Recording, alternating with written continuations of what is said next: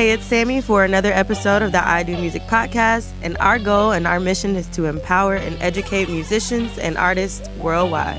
And on today's episode, we sat down with A&R and producer Bruce Jaggerwerks Billingy discussing becoming the A&R for True Records, interning with Grand Hustle and working with Nard & B, and the perks of being an independent A&R. Hey, it's Sammy for another episode of the I Do Music podcast, and I'm sitting down with A&R manager Jagger, producer. You've done so many things, but we're gonna get into it. Jagger, what up? What's going on, Sammy? How you doing? Should I address you as Jaggerwerks? Jagger, Bruce Jagger, Jag. Answer anything really. Yeah, nice. So originally from the Bronx. Yes. The Boogie Bronx, where hip hop really was founded, honestly. Yep. And then transitioned to Atlanta in high school. Yes. Nice. Now, I want to talk to you. People may know of you from the work that you've done with True, with Street Execs, A&R for independently. And we're going to get into a lot of those things, but I have to start off the episode by asking your early inspirations, the discovery of music for you. Why did you choose music? Oh, man, that's like... That's a real good question. Nobody's really even asked me that before, for real. I've always been a fan of hip hop, like since I was a kid. Like I just remember liking rap music. My mom and my dad would give me some pushback about hip hop. Yeah, because a lot of hip hop at that time was a little bit gangsta, very street influenced. My mom tried to find little loopholes for me, maybe play me a little Queen Latifah here and there. You know what I'm saying? Tribe Called Quest. So there was positivities to hip hop as a kid, but being in the Bronx, you're around the streets all the time. So gangster music's kind of was the portrayal at the time, and it was something that I was just interested in, like the sound of it, the aggression, the stories. It was something that I just liked as a kid, and it made me want to follow music and follow rappers and buy albums and look at the booklets and see who put the album together, who produced records, who was the A&R, you know? Yeah. And, I could say that I've wanted to be an A&R since I was like 16. Yeah. Yeah. Once I kind of knew what an A&R was, and it pretty much was they was over a project, and I used to always say this, like if you buy an album and the album was trash, it was on the A&R because they was over the project. So I was always just a fan of just the music, you know what I'm saying? Like growing up in New York, like seeing Diddy, seeing Mace, seeing Cameron, Jay-Z, there's a lot. I had a lot of influences. Even Eminem. Even Eminem was a big influence to me early on. Nice. It was different. Yeah. Now let's talk about how you got to Atlanta, because obviously Atlanta became, for you at some point, a really huge turning point in establishing yourself in your career. A lot of the things that you were able to do or go on to do happened or started here. Yeah. So what prompted the move to Decatur? It's actually a story that I found out like later. The story was my stepfather came down to Atlanta to buy a car, and he ended up buying a house. Oh, wow. So I was already in high school. I had started my ninth grade. I was playing basketball. I thought my life was kind of like already being set, kind of. And then he went to Atlanta probably around November, December. Came back like, yeah, we're moving. I was like, all right. so it was kind of more of an abrupt move. I'm not gonna lie, I hated it at first. Being born and raised in New York, that's all I knew. so going to Georgia would be like going to visit family. Visit your cousins, visit your aunt, stuff like that. Mm-hmm. I didn't think that would actually end up living there. And then I moved here. That's crazy.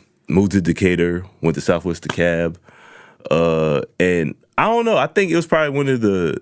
It was like a blessing in disguise, kind of, because I know that I was passionate about music, but as much as I was passionate about music, I was passionate about basketball.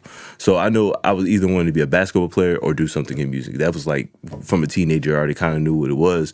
But when I came down to Atlanta, it was right before everything started to bubble, like.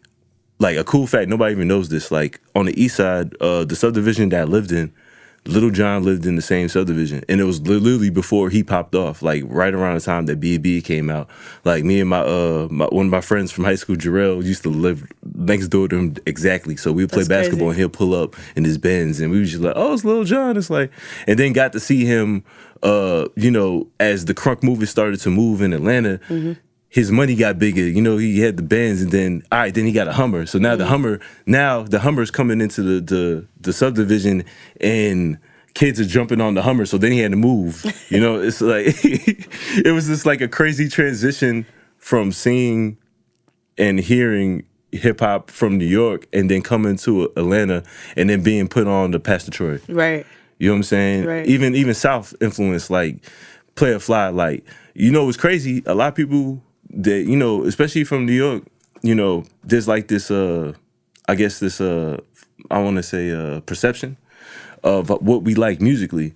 Which theoretically in New York we was listening to Ludacris, we was listening to Outkast, we was listening to Goody Mob, we was listening to 3 6 Mafia. So we've had a good palette of music, and then coming down to, Atlanta, it kind of just showed me a different side of like lyricism, Right.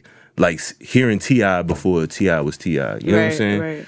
Like not really, like it's crazy. It was just a crazy transition. But I was happy that I came around that time. Yeah. And, finished high school here, and, been here ever since. Didn't Nice. even want to move back.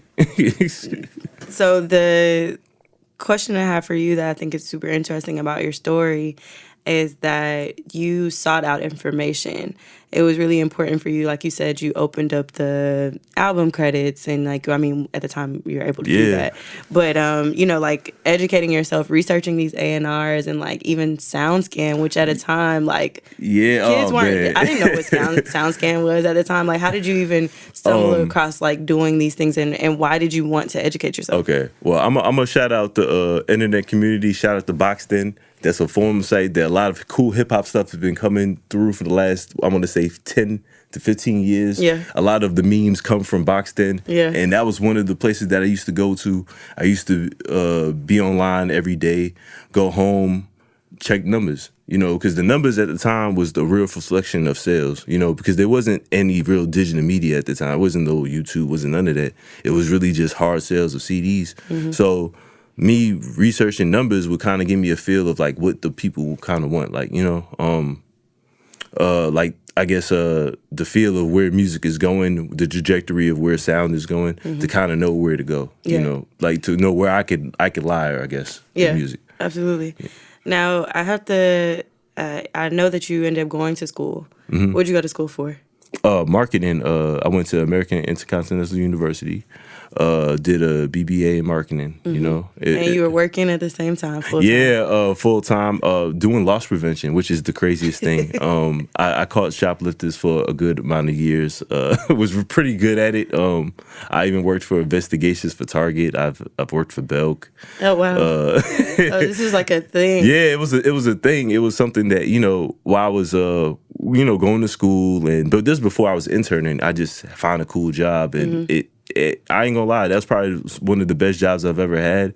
I guess for somebody who wants to do music, because of the flexibility of the hours, and then I got to wear regular clothes every day. Right. So it was never really a problem having to go to an event right after work. Yeah, no or stuff uniform. Like yeah, yeah. I hate uniforms. Yeah. Oh my gosh. It sucks. Yeah. But I mean, eventually, so school, working full time, and eventually you landed an internship. Yeah, I'm gonna tell you about this. This crazy story. My friend from high school really was my high school crush, low key. Her name is India Ali. India is now like a defense attorney. But at the time, we was talking. But we was friends at the time. It wasn't nothing really serious. But I would like hit her up from time to time, and it was actually my birthday, and I had hit her up to see what she was doing, and she was like, "Yo, I'm going to the studio with my brother." So I was like, "Oh man, I never been to this. It's my birthday. Can I go to the studio?" Right. So she invited me to the studio. The studio that I went to, I didn't know at the time was Echo Studio, which was T.I. Studio, which is now Street Execs. First time I came in there, first time I saw an actual rapper.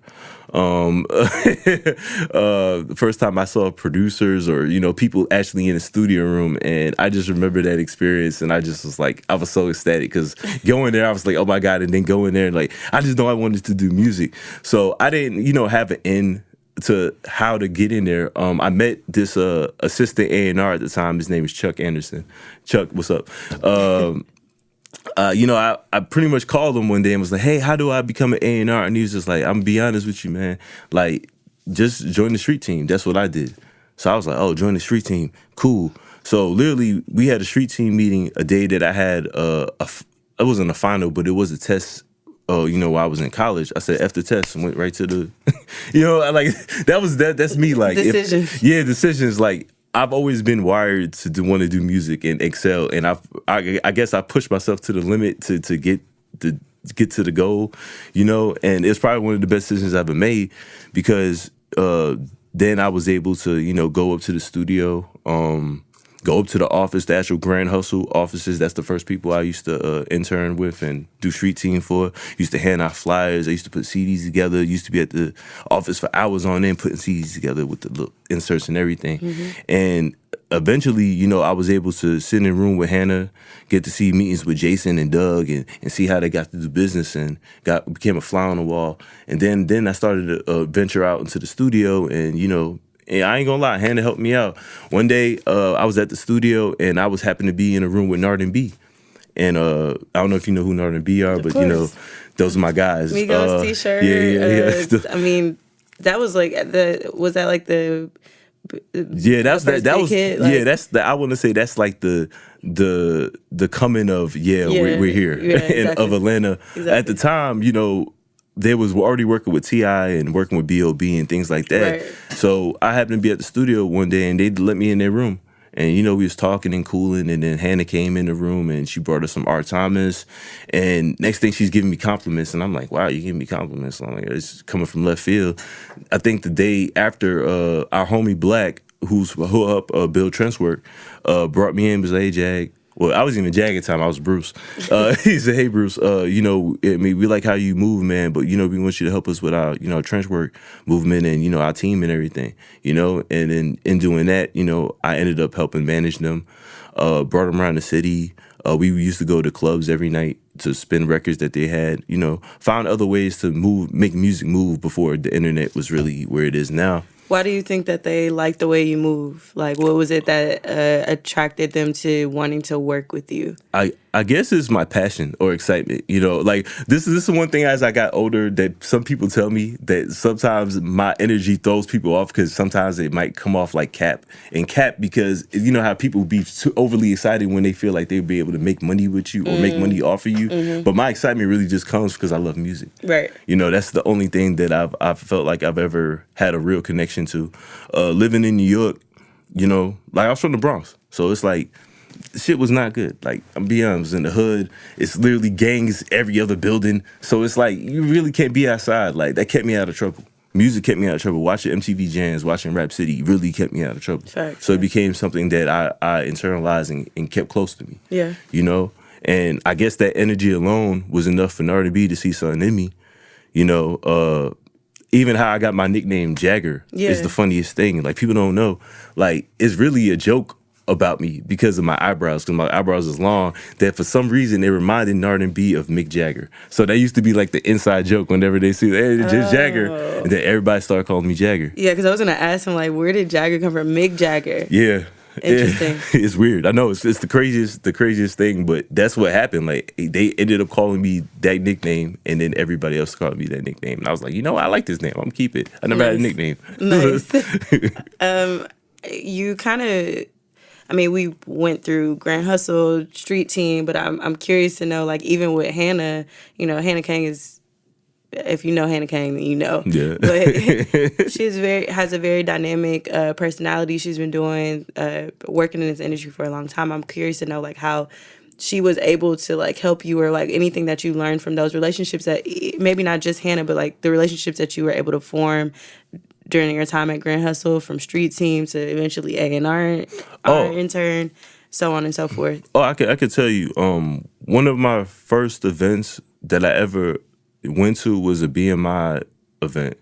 And I remember before we went there, we was at the studio and everybody was dressed up and, everybody's ready to mingle and drink and, have fun. The mindset for Hannah was, hey, we're here to work. Here, we're here to get a connection. You can't come here or be here without gaining a connection. So, from jump, I learned how to hustle, which is crazy because the hustle game. But when I came around, it was right around the time that Tip went to jail for the guns when he got locked up at the BET Awards for having those guns and everything. So when I went to that street team meeting, it was like 40 people. I remember it was like 40 people. It was just 40 people say, hey, I want to do music. Hey, I want to be a rapper. Hey, I want to be a producer. Hey, I want to do marketing. Hey, I want to be A&R, all that stuff. After I remember that shit happened on a Saturday. Monday, that following Monday, I went back to the studio. It was literally 5 of us. It was like That's 5 crazy. of us left of all the intern street team. Whoever wanted to be associated with Grand Hustle was there. That's and I was crazy. one of those people. So, they took to that. They took to that, being like, damn, he's still over here with all this type of, people bailing out and he's still here.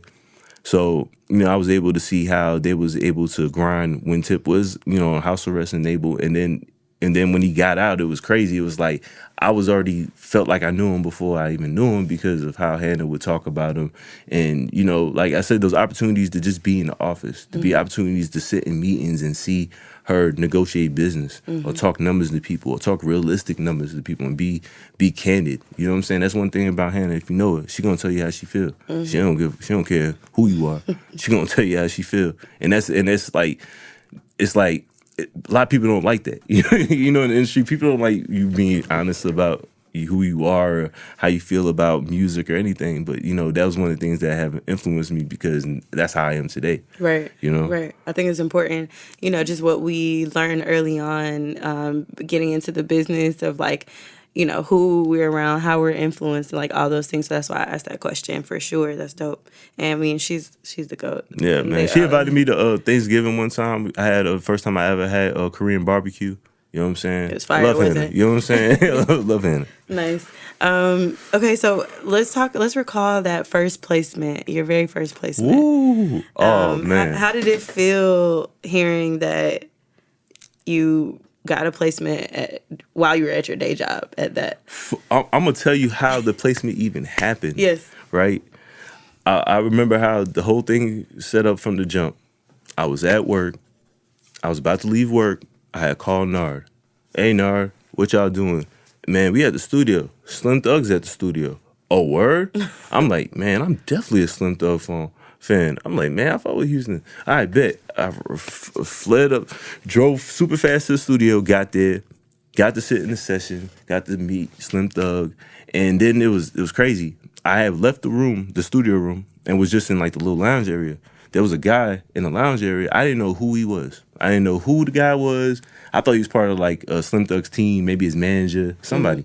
So I'm talking to the guy. We having a normal conversation. I get his contact. His name was D. Sonoran. I was like, oh, D. Son. Okay, D. He's cool, mate. He's a cool guy. Nice to meet him. I researched him. He was the vice president of E1. Wow. I didn't even know. Wow. I was like, oh, man. I'm glad I do talk to people. Right. So, I hit him up. It was texting him at work one day, and I was asking him, hey, do you need records for Thug, Slim Thug, all that stuff. And he was like, yeah, just send me some stuff over, And at the time, I had this hook with B.O.B. on it, So High. Nardi B produced it, and, we were shopping this beat, you know what I'm saying, and shopping this hook. So I was like, I got it. So I went and sent it right to D. D was like, man, I loved it. Slim Thug cut the record. Was on his album, added to radio, was number one most added radio in the country. Shot the video. Video was on BET Jams. You know what I'm saying? He outsold Soulja Boy at the time. It was like crazy. It was just crazy. But the crazy thing about it was the email that I sent. I had to go to the bathroom. I had to literally go.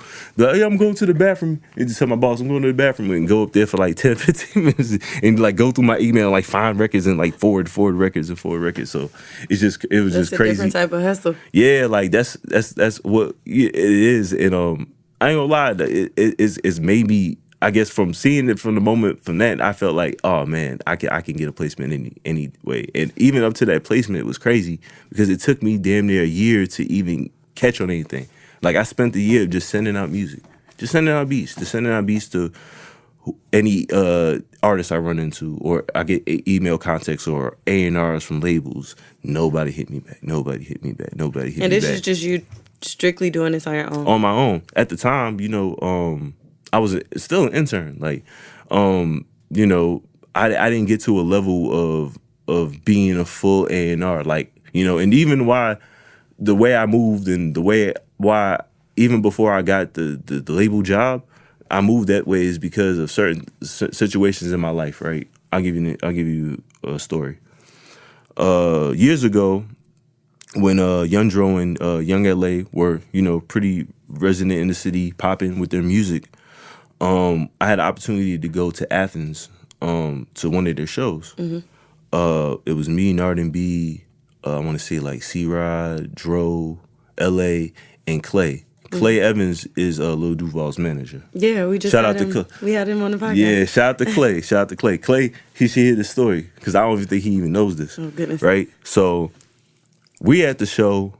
I'm thinking it's like, okay, fun time. Like I've been working. I'm with R&B now. I can kind of take a break. So we're not really doing any promo. We just chilling, and nobody's ever saying anything. So we thinking everything's good. After the show, we ride back. Clay just goes in on us. I ain't gonna goes in. Hey, we ain't doing nothing. We here. Ain't nobody pressing no flies. Everybody acting like they already made it and stuff. And then he turned to me, and I remember it was like so embarrassing because at the time I was young. You know what I'm saying? He had a beautiful woman with him, so I was just like, and he just singled Flexed me up out. on you? Yeah, and I was like, so what do you do? And I was like, I A&R. He was like, oh, you A&R, huh? Oh, I was like, what records you A&R? And I was like, I did A&R. So you're not an A&R. So what are you?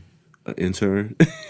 And then I swear to God, it was like I got chumped off. And I guess that moment resonated with me so much. I told myself I'd never put myself in the situation that I call myself an A&R unless I had a placement.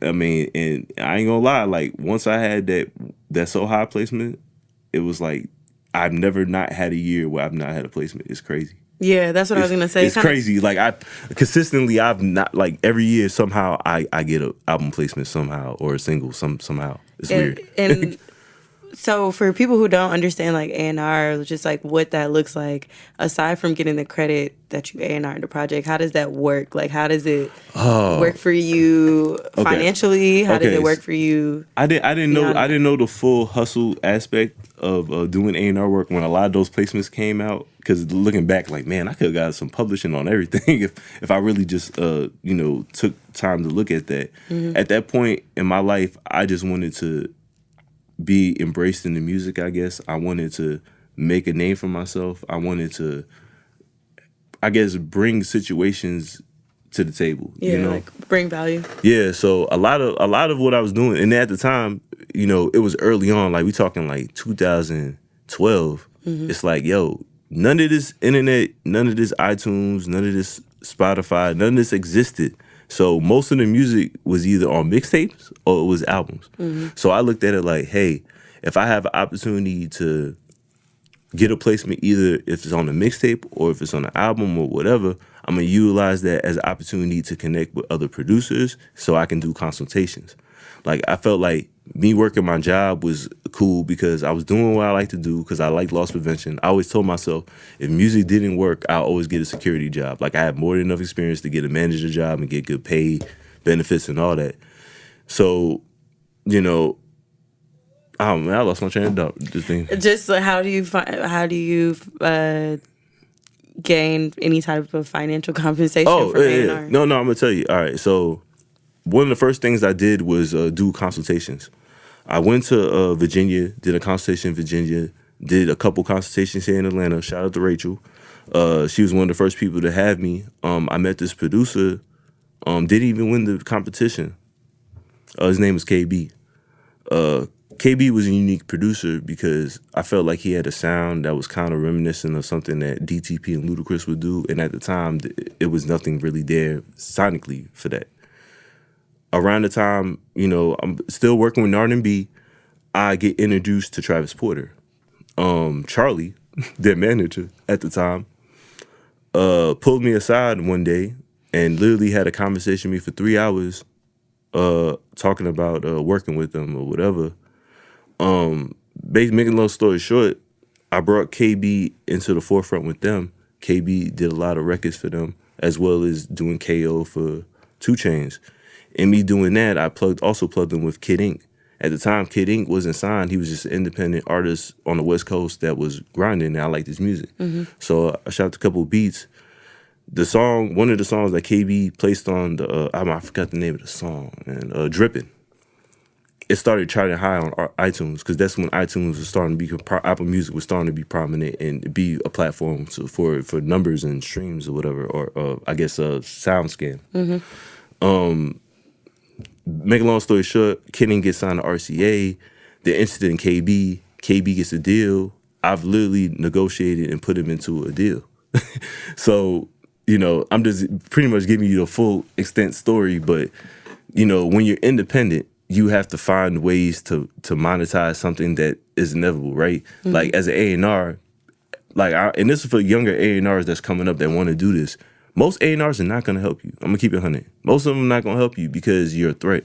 You literally could take their job. Nobody wants to have somebody come in and take their job, so they're going to make it a little harder. Maybe they'll do a little business with you here and there, but they're not going to necessarily give you the resources that you need. So you got to kind of find what works for you.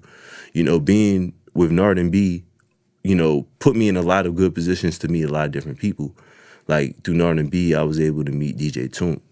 I was able to meet DJ Spins, was able to meet Sunny Digital, Be Billionaire, a lot of successful producers now, because we were just grinding a certain way, Me getting placements on these projects outside of just the So High and the work with Travis Porter helped, because it brought notoriety to me and made producers feel like they could trust enough for me to have an opinion about their music, because of what I was able to do in such a small amount of time. Facts, yeah, absolutely. Now, I can't not ask this question. It was actually something that me and Keyshawn both were like, yeah, no, we gotta know.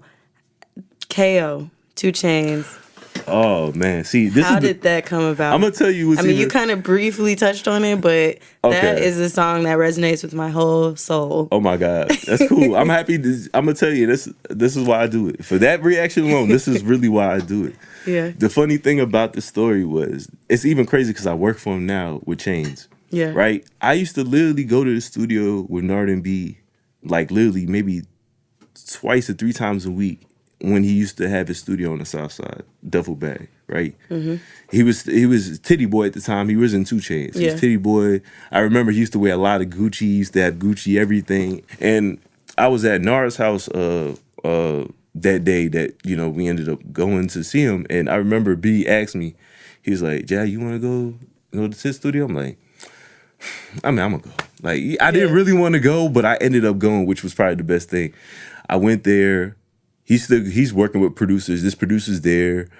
Everybody's trying to have a chance to play beats. And this is when Twitter first came out. So I tweeted, "Hey, at the studio with 2 Chainz and R&B. Maybe not 2 Chainz, but Titty Boy. We're at the studio making music or whatever." And Dilla, this is one of my industry bros, been my friend for damn near 10 years. Dilla used to road manage Big Sean, right? And then he did that and then started managing Jeremiah.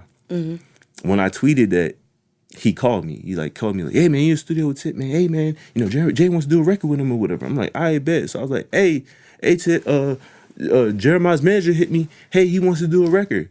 And then he's like, "Oh man, it's a record. Well, yeah, I got some beats. Maybe y'all could work on them." So I pretty much deboed the session. I swear, I remember I deboed the session. I started playing him beats, and there was other producers in there, and I played like 4 beats, and then Tit was like, "Oh, okay, but you still gotta let the other producers get them off. Hey, just put the beats on my computer." So he was like, "Hey, just open up, go to iTunes and create a playlist." I was like, "All right, cool." So went over there on my hard drive, sat down, gave him 10 beats, and the KO beat was one of those 10 beats. But the thing about it wasn't even meant for him. The producers, Josh Holiday and KB, those are the ones that made KO. the beat was really supposed to go to Wiz Khalifa. And then that little sample part was specifically supposed to be for Big Sean. That's why it was a Detroit sample. It was like certain elements in the beat that was already there to put it together, right? So I was going through beats on my hard drive, and I was just like, oh man, Tent like samples. I think he'll like this. Put the beat right in there. Probably like a week later, I get a call from Tech.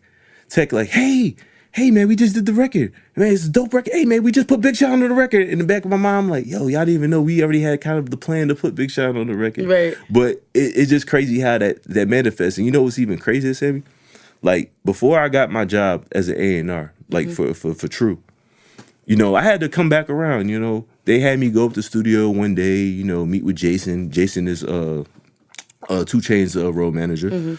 You know, talked about music a little bit. Then I came back again, worked a little bit with Schoolie.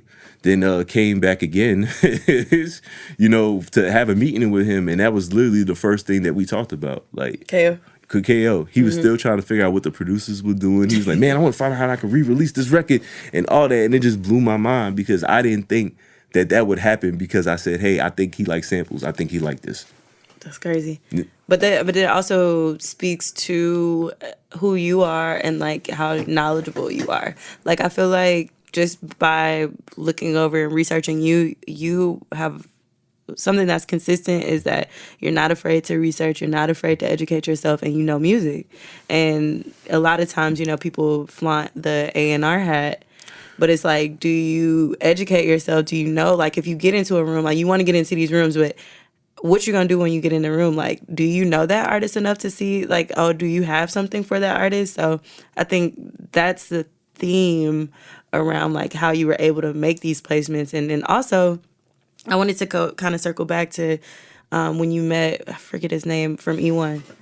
D. Sonoran. Yes. So had you not spoken to him, and you made mention of this, you know, you may not have made that connection, right? Yes. How important has it been for you, or, you know, just throughout your career so far, speaking to people, building relationships with people, even if you don't know who they might be? Like just seeing them in a studio, seeing them in the streets of Atlanta, like you literally have probably met the likes of anybody just walking down and you may not even know who it is.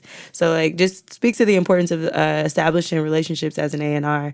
Oh man, it is your bread and butter. You know, A&Rs, I you know, even the label ones, they understand, they can respect it. It's like it's the game of relativity, right? How relative are you gonna stay in the business? How well do you cultivate relationships? How well do you do your business? Do you do good business? Do you do bad business? You know, all those are requirements to make you successful or be able to do it for at least 10 years. Because, you know, one of the things that, you know, people from out of town, you know, I'm fortunate again because I came here from high school. But people don't know the small inner circles of the city. People don't know that everybody has like 6 degrees of separation. And one of those things, you know, that I did early on with R&B is that I was the face for them. A lot of in pushing trench work required me to be at the club, required me to talk to the DJ, required me to talk to artist managers, artists themselves, get emails. They entrusted me with a lot of information that most people would probably take and run off or try to make plays for themselves. And I kept it. I was loyal with it, and I only utilized it for what they needed me to do. But because I did those certain things, people entrusted me with other things, and then it's been to also situations where working with certain artists helps you work with other certain artists because of how your work ethic is. Exactly. You know, but you have to cultivate relationships. Without that, there's no basis for you. Fact. You know what I'm saying? Like, and I'm gonna be very candid and honest. Like, this hasn't been an easy journey for me. Like, even up to this point, this is an easy journey. That's why it's even crazy. I'm even on the podcast. Yeah. Because a couple years ago, I was homeless. Yeah. A couple years ago, I lost it all. Yeah.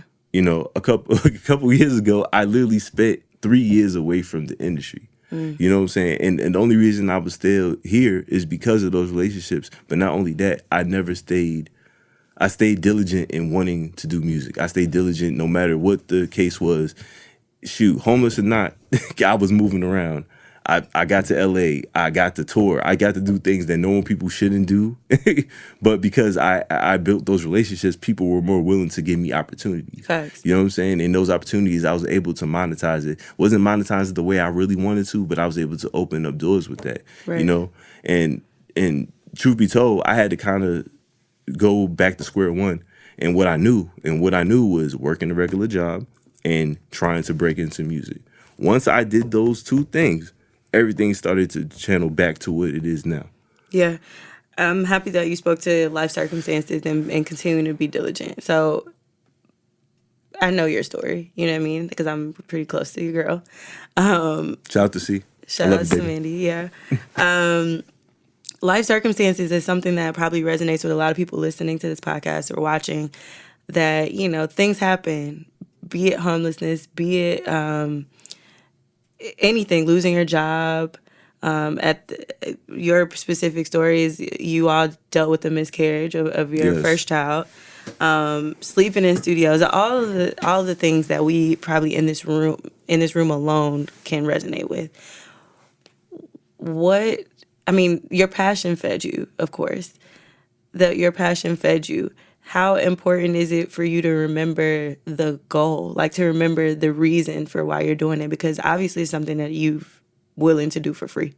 And I think that's one thing that a lot of people don't have, that sense of like hunger for this, especially music. Like, shit's hard. It is very hard. It's very hard to break through. It's very hard to monetize if you don't have those connections. But it's not just that. You just have to be, like I said, you have to be resilient. That's the best way I can say it. You have to be resilient. But how do you keep, like, I mean, it's one thing to say you have to be resilient, but like, how do you keep that in mind when like this happened, then this happened, and like it seems like all of that was happening at the same time. Yeah, it was. It was like a triple. It was like a triplet, a quadruple effect of just bad luck. As I keep it, like it's like bad luck.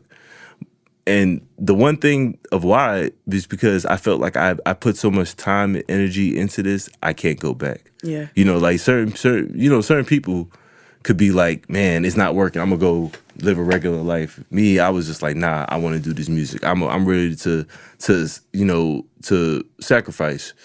And a lot of times, even while I be going through my struggles too, was because I never really went through a struggle. Like, you know, I'm not gonna say I had the most stuff as a kid or anything. I just said that I was very fortunate to move from the Bronx to Georgia to go to school to end up interning and working in music and still having a job. You know, so I felt like my job was always my security. And then once I jumped out there, and the first job that I had outside of working was a job at a studio. I was a studio manager for the studio called Defiant. It was ran by B. Rich, who was B.O.B.'s manager, and Doug, who is T.I.'s manager. And I used to do the studio, and, you know, unfortunately, they just couldn't afford to pay me, I guess. So I had to go back to square one, and it was like a mental block that I had, because I remember what I told myself when I left my job, I'm never coming back. And then when I got fired, I was like, oh, I'm never coming back. And I've just kept that mindset. I just never coming back. And it wasn't the good mindset, because nobody should live life crazy. Like, hey, if you have the opportunity to get a regular job, just get your money. It's cool. You still live your dream. But at that time, I was stubborn, and I felt like I was already too far gone to go back. You know, and then, like you said, life started to happen. You know, miscarriage. That's one of the reasons why I produce. One of the reasons why Samani produces is because we needed the outlet to get that energy out, and producing was the outlet to that. You know, before we had Akira, or she was pregnant with Akira, I told myself, I was like, all right, if something doesn't manifest or something doesn't hold together by say like 6 months, I'm gonna go get a job. As soon as all that stuff started going down, I was like, I got a job. Once I got a job, everything else offset and got back to kilter, pretty much. Yeah. You know what I'm saying? So it's like you gotta know when to not give up, but you gotta know when to pick and choose your battles. You know what I'm saying? Which was crazy, because even in working a regular job again, the placement started to come back. Everything started to come back because it was a rhythm or a vibration that I had, because I was more focused. I'm not gonna lie. My first opportunity, I blew it because I was too I was too feeling myself. I keep it real. I was feeling myself. I'm untouchable. I'm got this going on. I'm getting these placements. No. Not even knowing that you have an expendable job. You know what I'm saying? And you know what I'm saying? And as you come across more A&Rs, I mean, you're going to know, they're going to tell you these stories. Like, it's a very expendable job. Like, it's musical chairs. I know personally Kwan Prather.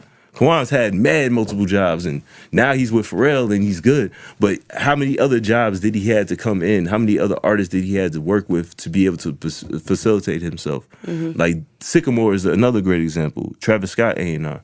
Sycamore used to DJ. Right. Was working at Def Jam at 16. Right. You know what I'm saying? Everybody has had other ways to get there, but it's about the hustle of how you work, and you got to hustle. Like, I understand people go through things, depression, sadness, everything, but you have to be motivated to do something. You know what I'm saying? Might as well be your dream. Facts. So you end up actually moving to LA though, at a point. Well, not moving. I had opportunity to move to LA. Okay. A lot of people don't know. Mike Karen, well-known A&R, offered me a job. Brought me out there for like a week. Mirrored him, told me my office and all this, and I decided to stay to Atlanta for two reasons. One, I was scared. I ain't gonna lie, because going to somewhere new where you don't know anybody and already leaving New York, where that was my home, to come to Georgia, to leave that again, I'm like, man, I don't know if I was ready for that. And then two, working with like people, I felt like the people that I was working with at the studio at the time, because it was FKI at that studio, DJ Spins, Done Deal. So there was a lot of things that kept me there, and even looking back, I don't feel like I made a bad decision, because those decisions kind of got me back to where I'm at now, and I've learned from them, I mean, there's a fact that you were presented the opportunity to work with Mike Karen, and Yeah, just should show like your worth and that you clearly are set out to do this. Yeah, So that's a good perspective to have. Yeah. So, like now I say it like this, now if I had the opportunity to move, I wouldn't be as scared. Yeah. But, those were things which was crazy, because I kind of manifest that to even happen too, because that was something I wanted to do. Yeah. Like, people got to understand, like, the mind is a powerful thing. It is. Like, thought is a powerful thing. Like, you can literally will yourself into success if you think that way. You can off kilter everything that's in your life because of how you think. I'm a perfect example of that. So like I said, going back to what we talking about, like hustling and trying to find ways to monetize in a business where there isn't many A&R jobs now, and you got to think about it, like, most artists are doing a lot for themselves. They're finding their own producers. They're signing their own producers. So it really isn't much to really maneuver. You know what I'm saying? It's like a lost art, but it's still something that music needs, something that artists need, something that producers need. They need some type of direction. Like a little liaison of... Like a liaison of things, Like, I'm fortunate because I came up with producers. Right. So, like, the Mike Wills, knew him before he was Mike Will, the Metros, the band plays, know them all. Those are all my friends. Those are all people that I've made money with. I've been able to place records for them, or we've just had some type of business dealings somewhere, through the years. Yeah. And that's, like I said, cultivating those relationships is very important to your job or whatever you want to do, no matter what it is. Absolutely. Now, I do need to ask you about the independent A&R, like, grind. You worked with the independently A&R projects from Sci-Hi, Big Sean, Travis Porter, 2 Chainz. We talked about Dirk. We didn't talk about Dirk, but Slim Thug, B.O.B., so on and so forth. I mean, like, literally, it's a whole list of people. Casey Veggies, like, that's dope. What are the perks of being an independent A&R? Because you talked about A&Rs at the label, but and having opportunities to even work with people at the label, but, like, what's the perk of doing it independently? You have no ties. You have no one team that can tell you can't work with these people. You don't inherit beefs. You don't inherit, like, label beefs. You're able to freely move around and work with whoever. I think that's one of the benefits of where I'm at now, is because I still can do that, because that's all I know. And even working with True and Street Execs, it's like, they let me do my thing. As long as I'm doing my job for them, as long as I'm making sure that these records are good, making sure that these artists are getting better opportunities, then I can go and move whatever. But as an A&R, it is luxury in that. It's you're not tied to Yeah, anything, you're not and then you're attached. accessible to everything. It's like Right. being accessible to everybody, but not being even tied. Oh, that's Stolly. Yeah, okay. It is Yeah. Stolly. Yeah, I kept looking like, yeah, we got Stolly in the studio. Yeah. Shout out to Patchwork. Yeah. But no, so okay, recent projects that you've contributed on is like obviously True's No Face No Case that just Yes. came out. Yeah. Go get Well, that now. I mean, at this point, and Yeah. it's probably been out for a little bit. Currency and Jet Life, Yes. working with them, Plan of Attack, and so much more. How did you? I mean, we kind of touched on it, but like becoming True's A&R, like officially. Oh man, it's actually been something that I should have did from the jump, which was funny because while I was working as an intern at Grand Hustle, to be honest, nobody really paid attention to me like on the music side. Nobody really cared if I was trying to work with the artists or doing anything, which was really weird because everybody was focused on Tip. So right when Tip went to jail, he did that year. Like I said again, Charlie reached out to me to work with Travi. Working with Travi, gave me power to know that I can do my job. Like the first session I had, we did broke niggas make me sick. You know what I'm saying? The Dem Girls record was like a record that I actually shot out to Zeno, who works with Big Sean, and that's how I got in contact with Dilla to even get that. Relationships.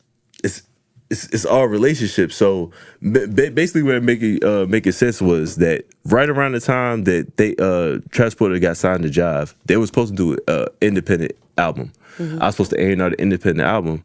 Then they got signed to Jive. Then the A&R was Jeff Sledge. Now Jeff, I love Jeff. Shout out to Jeff. Any ideas I had, he was open to them.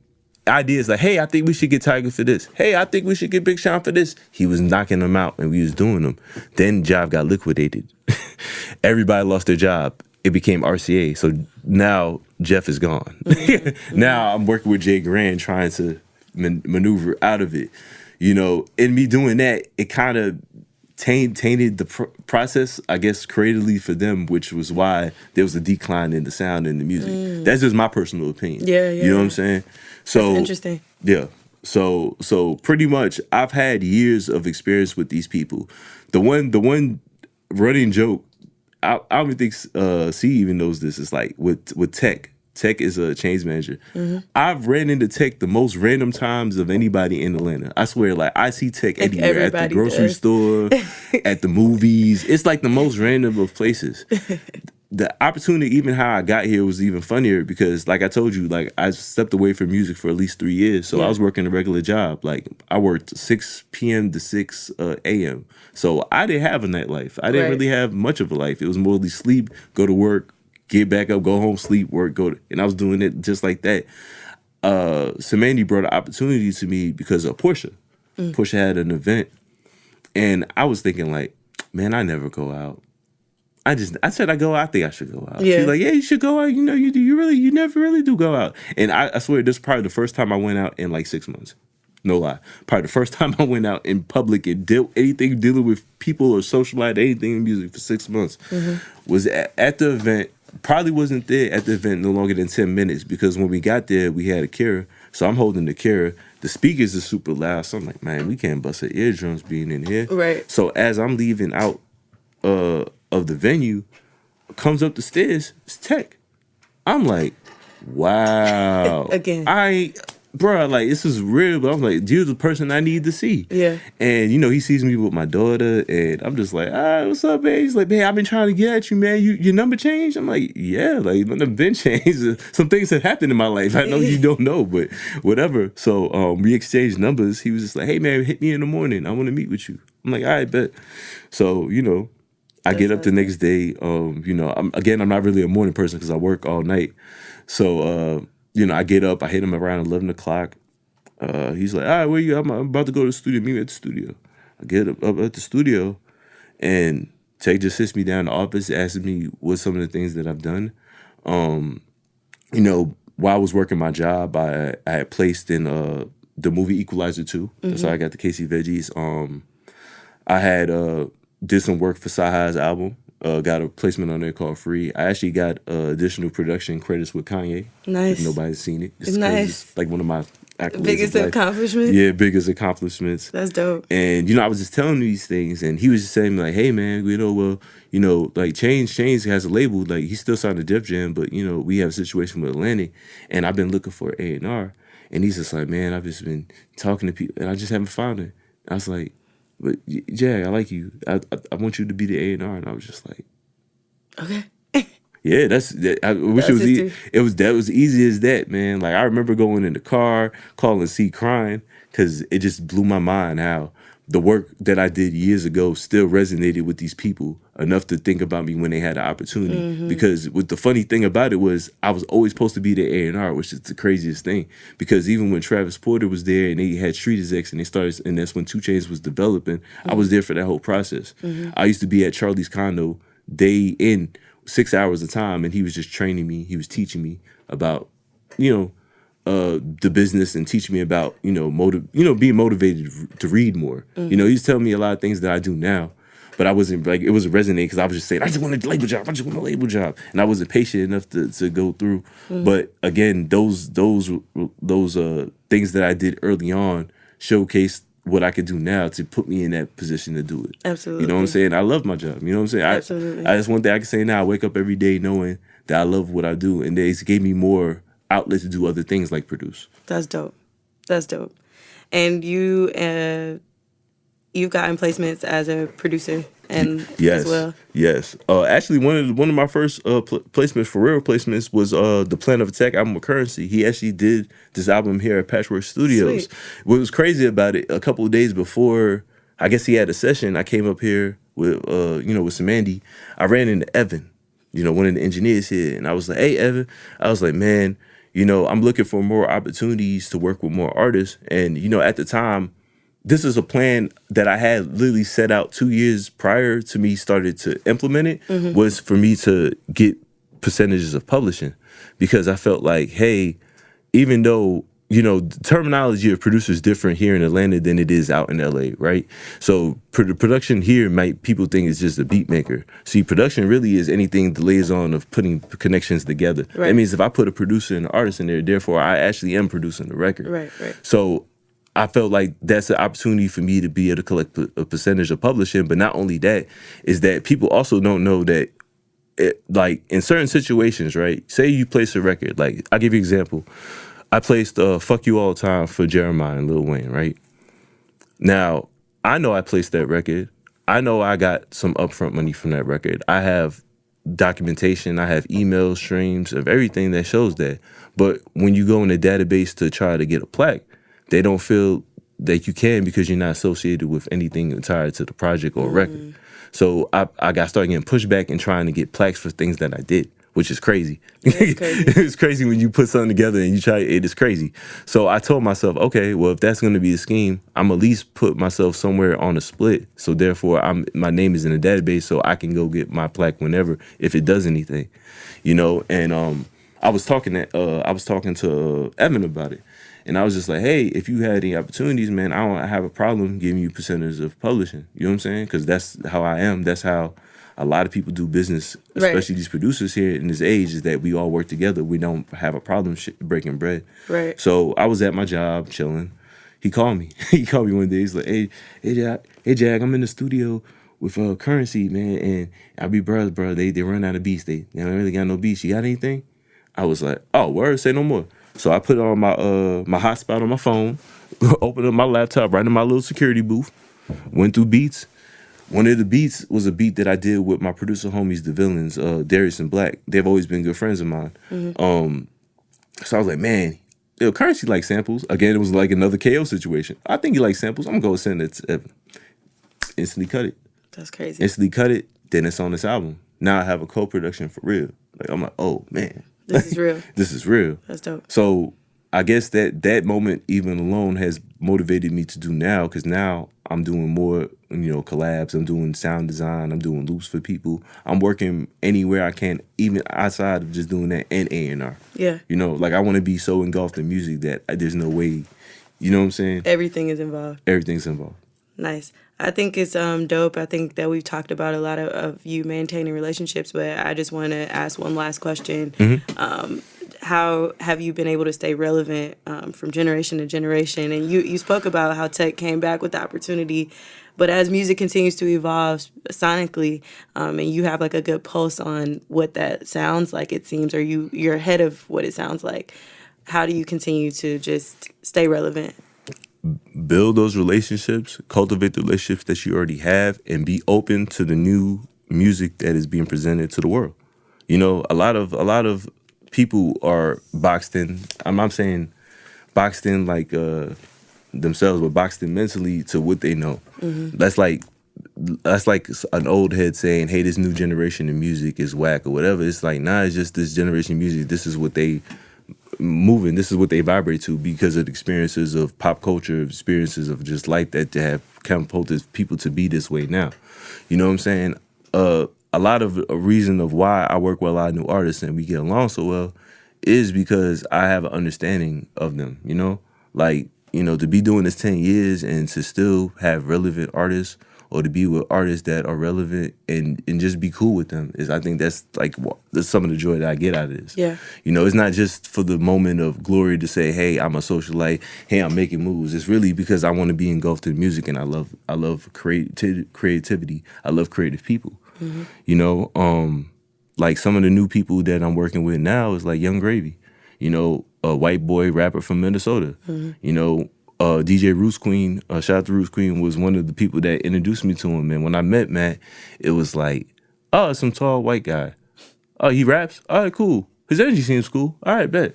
Not knowing that this man has over 1 million followers, his videos on YouTube over 40 million, like he's really making moves. And I wish I can give you like a way that I can explain why I gravitate or vibrate to the people that I do. Is just that certain energies I just feel. Yeah, I don't think I've been able to get that answer from anybody on this podcast yet because I don't think there's really an answer for that. But it's something Yeah. It's like intuition. Yeah. It's like if you listen to enough music culturally, and not just one genre of sound, not just hip hop. You listen to everything. You can get a good feel of what you think musically sounds good. Facts. And then from that perception, it's same thing like with producing. If you know enough dope producers or you know enough dope music that you like, you start assessing the mindset of how you think sonics of things sound, and that's how you be able to, I guess, have a musical palette big enough to be able to suffice everybody. Yeah. You know what I'm saying? Because I can honestly say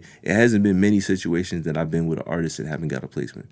It's probably like maybe one or two. Yeah. One or two people in the last 10 years. And that's pretty cool to even know that. But it's really just studying the art of sound. Yeah. You know what I'm saying? Art of creativity. Yeah. You've been a student of the game since the beginning and you continue to educate yourself. That's one thing I truly respect about your journey and your story. And I'm excited to see what else you do this year and beyond. Yeah, for real. I'm trying to get like 1,000 placements 1,000. As an A&R and a producer. I'm gonna tell you another quick thing. The reason why I even got into production was because of those losses that that me and see occur, but also because I wanted to change the game. I wanted to change the narrative. Sam, you start to know me. Like I know Keyshawn knows me. I'm an introvert. Like I'm not an outside person. Like I'm not a socialite. I don't take a lot of pictures. I don't go to all the cool events. That's not what I'm on. Like I'm on creativity. If any place you're gonna find me, you're gonna find me in the studio. So I always wanted to have like an up because it doesn't matter how good you at your job. It's about how effective you are in the marketplace. That's the one thing I had to realize. As good as I am and good as I wasn't making it because I didn't implement anything to put myself into the marketplace. So now I feel like I have an opportunity to open up the doors for more A&Rs to be creative because there are A&Rs that do write records. There are A&Rs that do produce. You might not know them, but they do them. Instead of just saying, hey, I'm in the office, I can tell you that your song is hot. Hey, I'm in the office, I can sign you or whatever. I'm looking at YouTube and I know what's going on. Like, nah. You know what I'm saying? I wanted to have an end to be like, okay, not only can I place a record, I can also produce a record. I can pull out my laptop. I can make a sound right quick. I can contribute to an actual body of music. You know what I'm saying? Facts. I feel like that's the new wave, where the new wave's heading. It's no more going to be, hey, I'm in the office being cool. It's going to be more of, hey, how creative can you be to monetize these artists. Facts. So Nice. Well, thank you for letting us know where the direction of sound is going, and like just a little bit about your journey so far. And I know it's definitely not over with. You got a lot more coming for us. Tell them where they can get in touch with you if they want to work with you, where they can follow you on social media even. okay, all my handles, IG, Twitter, even Facebook, Jaggerwerks, Jaggerwerks. If you want to get with me, connect me on some music, you can hit me at the unatl@gmail.com, the unatl@gmail.com. Yeah, we didn't even talk about the UN, but it's okay. You Oh, have so many layers to your story. So we'll definitely get a part 2 in at some point. Thank you for stopping by. You know, you're part of my family, as Samandy has become my sister. So I appreciate you for stopping by and just sharing your story. As always, you guys can find this podcast on social media at IDM Podcast, as well as myself on all platforms at Sammy Approved. Thank you. Sonically superior.